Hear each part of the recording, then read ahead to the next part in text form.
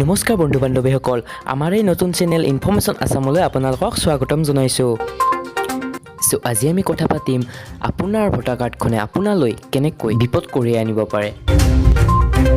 আপোনাৰ নিশ্চয় এনেকুৱা এখন ভোটাৰ কাৰ্ড আছে কেতিয়াবা এই ভোটাৰ কাৰ্ডখন পৰীক্ষা কৰি চাইছেনে যদি চোৱা নাই এবাৰ পৰীক্ষা কৰি চাওক কাৰণ আপোনাৰ হাতত থকা ভোটাৰ কাৰ্ডখন হ'ব পাৰে ভুৱা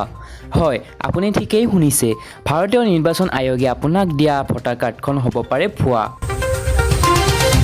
আপুনি যিখন ভোটাৰ কাৰ্ডেৰে ইমান বছৰ ধৰি ভোট দি আহি আছে এইখন ভোটাৰ কাৰ্ড আনৰ নামত পঞ্জীয়ন হ'ব পাৰে যদি বিশ্বাস হোৱা নাই তেন্তে চাওক এইখন নিৰ্বাচন আয়োগৰ ভোটাৰ কাৰ্ডৰ পৰিচয় পত্ৰ নাম মানসী শৰ্মা পিতা দীনেশ চন্দ্ৰ শৰ্মা ঘৰ মৰিগাঁও আৰু তেওঁৰ HLF কোডটো হৈছে 17156668 ইমানলৈকেতো ঠিকেই আছিল বাৰু তেওঁৰ নিৰ্বাচন আয়োগৰ ৱেবছাইটত চাওঁতে হে লাগিল কেনা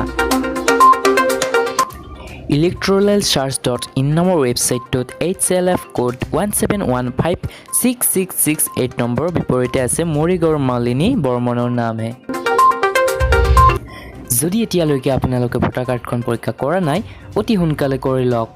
কাৰণ ইয়াৰ কেছ বহু ওপৰ মহললৈ যাব পাৰে